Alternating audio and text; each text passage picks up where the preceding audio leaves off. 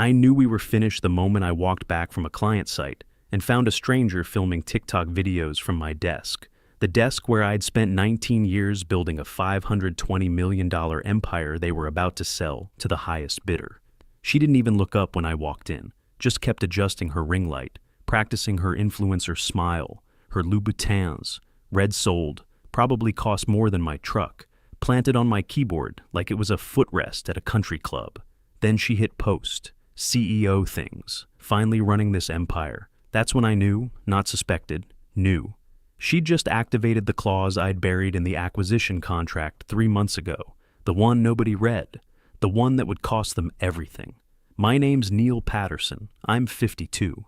19 years turning a third-rate warehouse tracking system into the logistics platform that half the industry runs on. I've seen every flavor of executive incompetence, the empty suit, the idea thief, the visionary who couldn't work a stapler without a tutorial. But Brianna Caldwell was something new. She wasn't pretending to be competent. She was flaunting her ignorance like it came with stock options. I wasn't mad. I was calm. The kind of calm that comes from knowing you already set the trap. Clause 7, page 46, buried under acquisition. Boilerplate nobody reads at 2 in the morning except me. Any instance of reputational harm, misrepresentation of executive access, or breach of confidentiality by an employee or associated party may result in immediate contract termination at the buyer's sole discretion. Brianna had just publicly declared she was running the place. From my desk.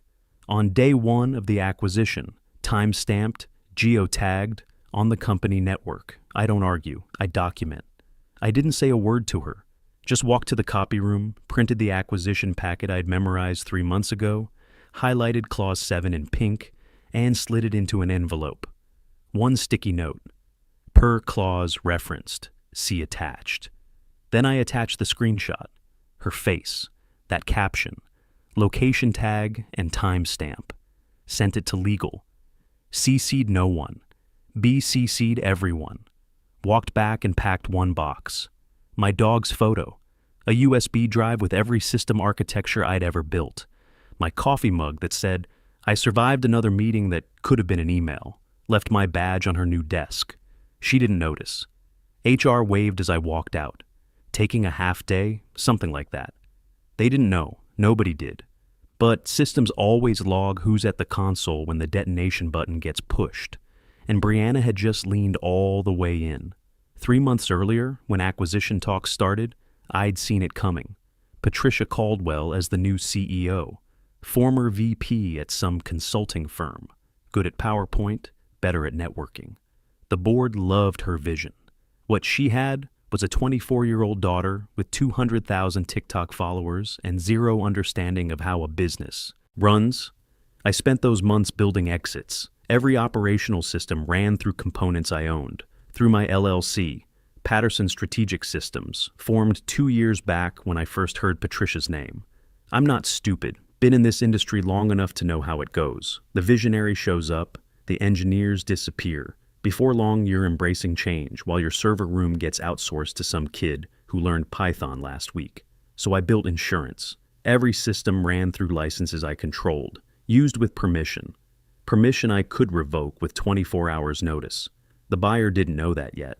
I drove to my storage unit, pulled out the binder I'd prepped when acquisition talks first started, labeled it in Sharpie, in case of incompetence. Inside, patent filings, licensing docs, my LLC registration, every system contract that quietly ran through Patterson Strategic Systems. I'd modularized everything, made it elegant, legal. Nobody noticed because they just saw faster systems and thought they'd been blessed. Every dependency ran through my company, hidden in plain sight. By the time I got home and made coffee, black, no sugar, emails were already coming in. Legal, confirming receipt, reviewing immediately. Procurement. Can you clarify licensing ownership of the analytics layer? There it was, the first crack. The legal team went silent when they opened my email. My name carries weight. 19 years of weight. Subject line, Clause 7, reputational breach. They thought it was a mistake at first. Then they saw the screenshot, Brianna's face, that caption, finally running this empire, time-stamped, public, posted during an active acquisition, before the deal closed. Someone whispered, "Oh my God." Clause 7 wasn't decorative. The buyer's lawyers wrote it after 3 weeks of negotiations.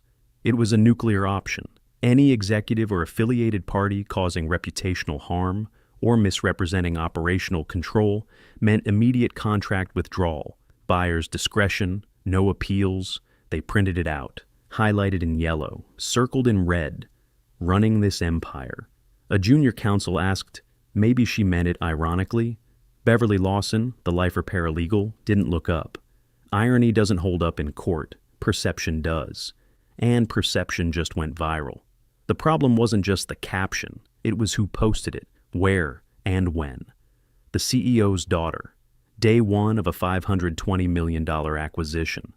From the senior VP of systems desk, the guy who built every system the buyer was acquiring, Brianna had declared herself in charge of something she had zero control over. With a digital footprint you could see from space. Geotags, timestamps, IP address from the company network. They ran a background check, took 50 minutes. Her socials were wealth flexing, resort selfies, and bad takes on entrepreneurship. The post had already been shared on a VC meme account with 120,000 followers. The buyer's lawyers would see it within the hour. By 10:23 a.m., legal escalated to Patricia Caldwell. Subject, urgent, clause 7. Triggered, buyer exposure. Risk screenshot attached, clause quoted in full. Language like material breach and contract nullification. Read receipt on. Patricia read it at 10:27. By 10:29, no response. When the CEO doesn't reply to that email, you're not dealing with leadership. You're dealing with someone calculating how to spin a lie before everything collapses. They forwarded it up the board chain. Directors started replying. Is this a joke? Who approved this? Who is Brianna? Why is Neil gone? Nobody had answers, because the only person who could answer had already walked out. By 11:15 a.m., the buyer went silent. Integration calls canceled. Calendar invites vanished. The shared Slack channel turned into a graveyard. Just the quiet of high-level lawyers closing ranks. The first official message came at 11:32 a.m., a terse email from the buyer's external counsel, addressed to Patricia Caldwell, CCing half the known universe. Subject, urgent clarification request, social media. Post attached. We have become aware of a public social media post referencing operational control of your company from an individual not listed on the transition org chart. Please advise 1. The identity and title of Brianna Caldwell. 2. Her current role and responsibilities. And 3. Whether the statement, finally running this empire, was made in jest or represents an internal shift in authority. We are halting integration discussions pending written clarification. No greeting, no signature. Just legal knives on the table. Patricia didn't respond for 50 minutes. When she finally did, it was exactly what you'd expect from someone who thought Instagram clout outweighed corporate governance. The individual in question is my daughter, Brianna Caldwell. She has no formal title or authority within the organization. The post was an unfortunate attempt at humor and does not reflect the views or operational structure of the company. We are addressing the matter internally. Please advise next steps. She didn't deny it, just tried to shrink it. Make it a harmless joke from a kid who didn't know better. But by then, Brianna wasn't just a name. She was a cautionary tale trending on LinkedIn. Screenshots don't get deleted. Someone flagged the post to a mid-tier logistics influencer. God help us, they exist. And it took off. Within the hour, the caption was everywhere. Yaz, Nepo, CEO, or due diligence matters. Yaz, this is why we have clauses. The buyer's internal chat, which I still had access to through a credential I'd never surrendered, was melting down. One message from their head of risk. Is this real? They let the CEO's daughter sit at the SVP's desk on day one? Brianna, completely unaware, was still wandering the office barefoot, complaining about the cold brew selection, asking how to log into the admin thingy, when Patricia finally pulled her into the glass-walled office and hissed, "Delete the post." Now, Brianna blinked like a confused deer. Why? It got like 2,400 likes. Patricia grabbed the phone from her hand. Didn't matter. The internet had already archived it, reposted it, cross-posted it. One version had a mock inspirational background with a clown emoji watermark. The buyer sent another note at 2:06 p.m. Pending resolution of this issue, all onboarding activities are suspended. Please refrain from contacting our implementation team until further notice. Panic spread through the building. Directors paced hallways. Someone was spotted. Googling, "Can a clause really cancel a deal?" Patricia still thought she could smile through it. Still believed her PowerPoint charisma could override a paper trail of incompetence. She stood in front of the executive team that afternoon. "Let's not overreact. This is optics. We still have leverage." Someone coughed. Because everyone knew, leverage doesn't come from pretending nothing happened. Leverage comes from knowing who controls the foundation. And I'd already walked off with the blueprints. The emergency board call was scheduled for 4 p.m. By 3:59, 5 directors were in the virtual waiting room, mics off, cameras dark, breathing heavy. Leonard Fisher, the oldest and meanest, signed on last. Squinting at the screen like it owed him money, Patricia logged in, smile ready. Brianna nowhere in sight. "Let's begin," she said. "We're not beginning anything," Angela Torres snapped. Head of Risk Oversight, voice flat. "We're cleaning up." "We need to start with an answer," Leonard said. "Why the hell is your daughter posting from Neil Patterson's desk? Who gave her access? And why wasn't it revoked immediately?" Patricia adjusted her collar. There was no formal access granted. It was casual. She didn't log into any systems. "Nobody cares if she touched a keyboard," Angela said. "She posted a public statement implying executive control during an active acquisition. Do you understand what that looks like? It was a misunderstanding." "Do you understand what Clause 7 says?" Kenneth Hughes asked. "Have you even read it since you signed?" Patricia opened her mouth. Another voice cut in. "Where's Neil?" "Richard Palmer, the board's most careful operator." Quiet voice. Dangerous question. "Neil has stepped away briefly," Patricia said. "He what?" Leonard's face reddened. "He's the only person who understands the integration stack. We can't answer a single buyer question without him. I'll reach out to him directly." "Don't bother," Angela muttered. "He already sent the buyer's lawyers that email. You think he's coming back for a meeting?" Silence. The kind where everyone's searching for a scapegoat. "I need a list," Leonard said. "Every system he touched, every vendor contract he approved, every patent or license tied to his name, or any entity he's affiliated with." Patricia swallowed. "We have some of that. Procurement is compiling." "Don't say some," Richard snapped. "We're flying blind. I just got off a call with Luxec. Their integration team asked 3 basic questions about the middleware structure. We had nobody who could answer." Patricia tried to rally. "I'm handling it. We've got a strong foundation. The buyer will understand this." "Was isolated?" "Isolated?" Angela leaned forward. "The buyer suspended all communication." "That's not isolated. That's a chokehold." Kenneth's voice was measured. "Deadly. They've pulled out of 3 scheduled site visits." Their tone shifted. "They're using words like governance failure and brand risk. This isn't just about Brianna. It's about leadership.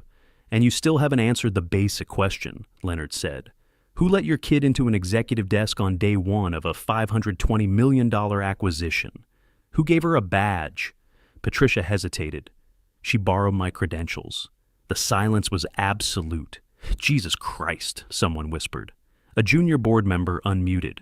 "So, you're saying your unvetted, untrained daughter represented herself as an executive using your login credentials?" Patricia didn't answer. Because there was no answer that didn't sound like gross negligence wrapped in nepotism. The board erupted, muted shouts, raised hands. One director left the call entirely. The CFO spoke, voice thin. "We don't know who controls what anymore. Legal can't map the contracts without Neil. IT says the analytics layer might be licensed through an external entity. Finance is chasing ghosts." "What entity?" Leonard barked. "Who owns it?" A pause. Then someone said it. "Patterson Strategic Systems. Neil's Consulting LLC." Nobody moved. Nobody breathed. Patricia sat there, blinking, sweating. The walls weren't closing in. They were already gone. At 7:42 a.m. the next morning, a courier delivered an envelope to legal, by hand. Wax seal, signature required, notice of material breach, Clause 7, enforcement from Marston and Holler, LLP, representing Luxec Industrial Holdings. The letter was surgical. Based on documented public misrepresentation of authority, Luxec exercises its contractual right to halt acquisition proceedings effective immediately, pending internal investigation. Our client reserves the right to terminate the agreement in full without financial penalty. Legal brought it straight to the executive floor. Patricia scanned it, lips pressed thin, skin pale. "It's not final," she mumbled. "They invoked Clause 7, Angela said, tossing the second page on the table. "That is final. There's no renegotiation language. It's an eject lever. You pulled it." "I didn't pull anything," Patricia said. "He did. But the trap I laid wasn't just an email. That was the mousetrap clicking. The spring was still coming. By mid-morning, procurement finally dug up the full systems integration plan, the one I'd filed during early merger prep. It had been ignored because too technical and Neil handles it. Now it was required. Reading. Page 14. Appendix. A clause so ordinary-looking you'd miss it completely. All middleware components supporting core logistics systems shall be licensed through Patterson Strategic Systems, LLC, with exclusive rights for deployment, adaptation, and modification. Someone read it aloud slowly. Patterson Strategic Systems. Is that Neil? Yes. It was me. I'd built every line of code keeping their systems running. The fail-safes, the vendor logic, the routing algorithm the buyer called mission critical in 3 separate emails. And my LLC was quietly written into the heart of the acquisition. Nobody questioned it, because it came from me. And who questions Neil Patterson? Patricia's face went white. That was supposed to be scrubbed before submission. I asked Ops to sanitize that document. "It's not scrubbed," Leonard said, holding up a printed copy. "It's filed, digitally time-stamped, approved by 3 department heads and the merger task force." Patricia stood. "We can amend it, remove it, issue a revised plan." "You're not listening," Angela said. "The buyer already has this version. It was sent during due diligence. They built their integration map on this plan. It's not a draft. It's foundation." Patricia turned to legal. "Can we stop him? Legally, is he allowed to hold our architecture hostage?" Legal flipped through the binder, sweating. "Technically, we don't own the middleware layer. We license it from his LLC." Patricia's voice cracked. "Then cancel the license." The attorney blinked. He included a survivability clause. Even if the deal collapses, license terms remain enforceable. Revocation requires mutual consent. Patricia sat down hard. Nobody moved because they all knew what had just happened. The deal wasn't simply halted. It had been checkmated. Not by an angry board, not by a screaming buyer, by a man who never raised his voice, never made a scene, and never fought for credit. Just control, and I had it. Every switch, every login key, every line of logic they had promised Luxec. Mine. Patricia paced her office like a caged animal. "Just make it go away. Tell Luxec we'll revise everything. Issue an apology, whatever it takes." Legal looked exhausted. "We can't. Clause 7 doesn't negotiate. It activates. They don't have to talk to us. They can walk away entirely." "What about damages? Can we sue Neil for breach?" "He didn't breach anything. He followed every protocol, submitted every document. His LLC disclosure was legal and visible. It was in the appendix." "What are we telling investors?" Patricia asked the CFO. "Nothing yet, but they're calling, and they're angry." Vendor partners started backing away. Contracts under reevaluation, support tickets getting closed, account termination requests flooding in. One logistics partner sent a blunt reply. "We trusted Neil. We don't trust you. Call us when he's back." Patricia rubbed her temples. "We need to stabilize this. Reassure the buyer." "They don't want reassurance," Angela said. "They want out. You gave them the legal opening. Your daughter gave them the public justification." Full minute of silence. Then Richard, voice cold. "Why wasn't Brianna on a formal employment contract?" "She was just shadowing, informal, no paperwork." "Then who approved her building access, her badge, facilities?" I don't know. Then we are the breach, Richard said. Not Neil, not even Brianna. You gave an unvetted outsider access during an acquisition. Clause 7 doesn't care if it's your daughter or the janitor. It only cares about reputational harm. And this is front-page embarrassment. Patricia's phone lit up. A message from the buyer's rep. 2 words, termination review. She didn't read it aloud. The implosion had begun. The boardroom was sealed. No assistants, no laptops. Just the board, 2 lawyers, and a single agenda. At 9:01 a.m., Leonard opened the meeting. Let's get surgical. First item, Brianna. Effective immediately, Brianna Caldwell is banned from all company premises, systems, and communications. Unanimous, no hesitation. Second item, Patricia. Angela spoke. Ms. Caldwell. Based on the material breach under your leadership, the board recommends administrative leave effective immediately. Pending investigation. Patricia's voice shook. I've been scapegoated. You gave your unvetted daughter access during a $520 million acquisition, Richard said. That's not scapegoating, that's self-destruction.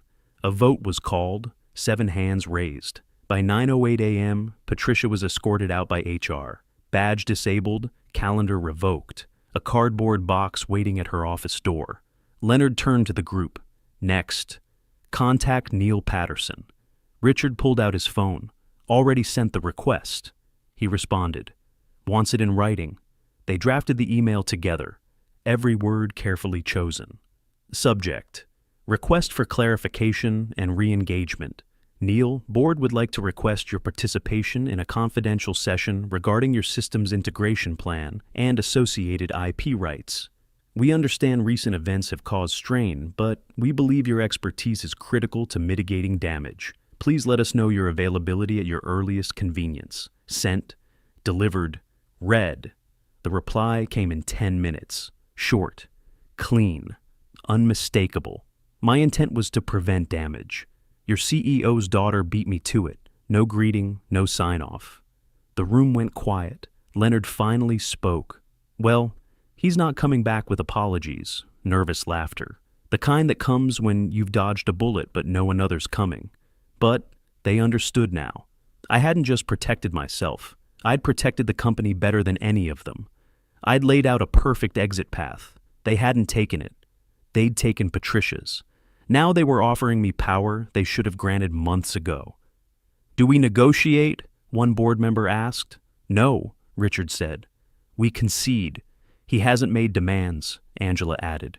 He doesn't have to, Leonard. Aw replied. That was the demand. They sat there, realizing they had tried to replace the backbone of the company with a TikTok influencer who couldn't spell logistics. Now the man they'd sidelined had all the leverage, the code, the legal standing, the buyer's respect, and their complete attention. The virtual meeting opened with a polite chime. On one side, the full board, carefully positioned, stone-faced. On the other, Arthur Brennan from Luxec Industrial Holdings.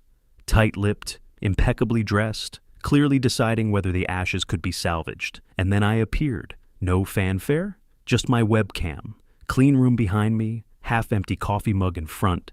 I didn't speak, didn't wave. Arthur broke the silence. Mr. Patterson, thank you for agreeing to meet.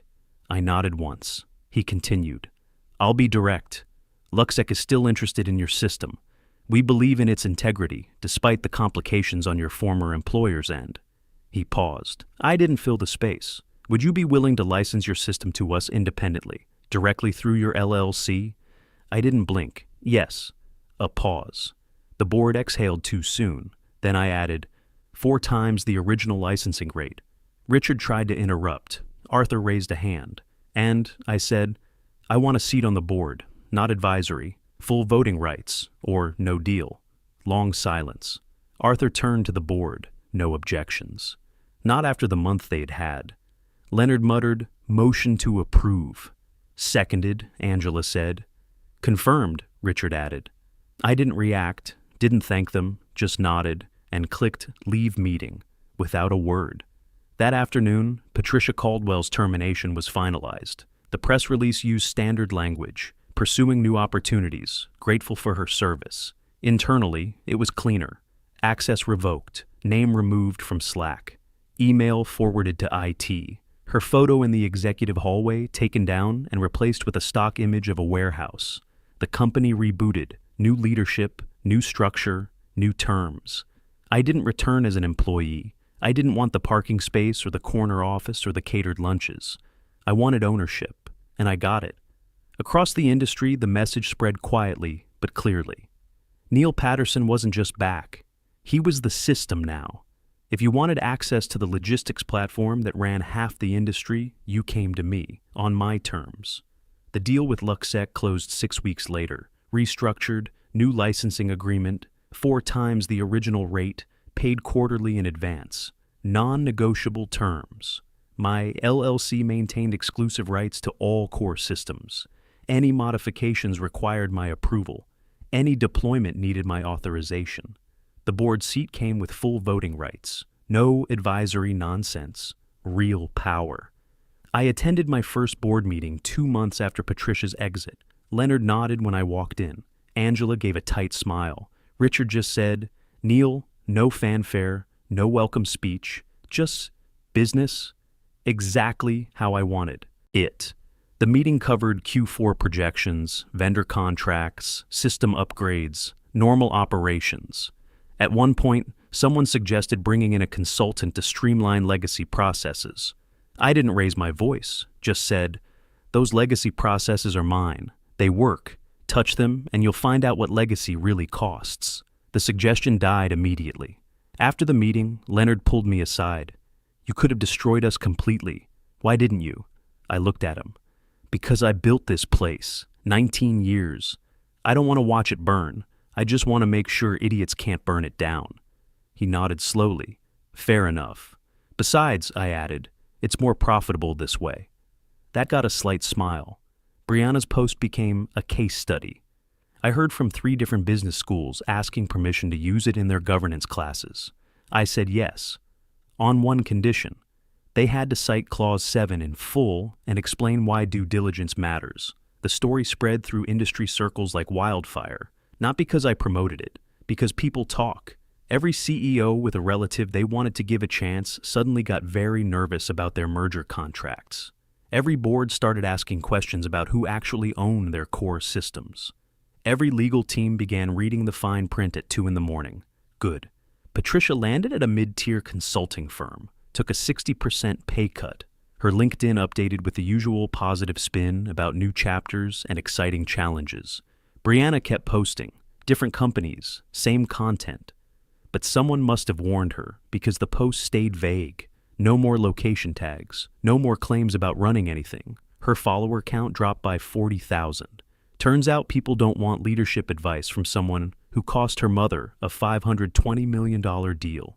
6 months after everything settled, I got an email from a startup in Seattle. Subject: Clause 7 consultation request. They'd just been acquired. New CEO wanted to bring in her nephew as head of innovation. The board was nervous. They wanted me to review their acquisition agreement and add protective language. I tripled my consulting rate. They paid it. Within a year, I had 12 companies on retainer. All of them wanted the same thing: insurance against incompetence. Legal language that protected the people who actually built the systems from the people who just wanted to run them. I called it the Patterson Protocol. It wasn't fancy, just clear language that specified ownership, authority, and accountability. With automatic termination clauses if anyone misrepresented operational control. Clause 7 on steroids. Every contract included one non-negotiable term. If the clause gets triggered, I get paid. Win or lose, succeed or fail, my fee was guaranteed. Because the real value wasn't in preventing disasters. It was in making sure someone competent was still standing when the dust settled.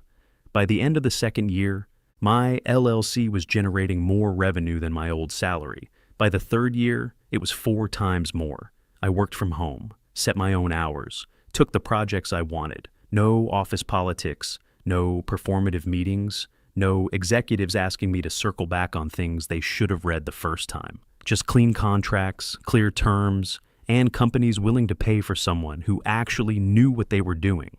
One evening, I was on my porch, storm rolling in across the fields, thunder in the distance. coffee in hand, black, no sugar.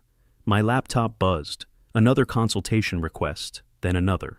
A Fortune 500 company, a logistics startup, an industrial manufacturer, all of them with the same basic problem.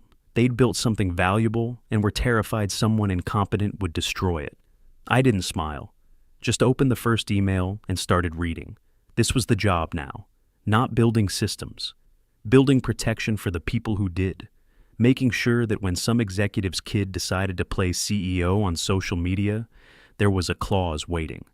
Page 46, highlighted in pink. Ready to detonate. The rain started, soft at first, then steady. I stayed on the porch and watched it come in. 19 years I'd spent making that company run, building every system, fixing every failure, working weekends while executives took credit in Monday meetings. They thought I was replaceable, thought my experience didn't matter, thought a 24-year-old with a ring light could do what I did. One clause proved them wrong. One email made them pay attention. One negotiation made them pay. Period. I took a sip of coffee, still hot. The consulting requests kept coming in, and I kept my rates high, because competence isn't cheap, but incompetence, that's expensive as hell, and I'd just proven exactly how much it costs. They spent 19 years thinking I was replaceable. Turns out the company wasn't, but I was irreplaceable, and now everyone knew it.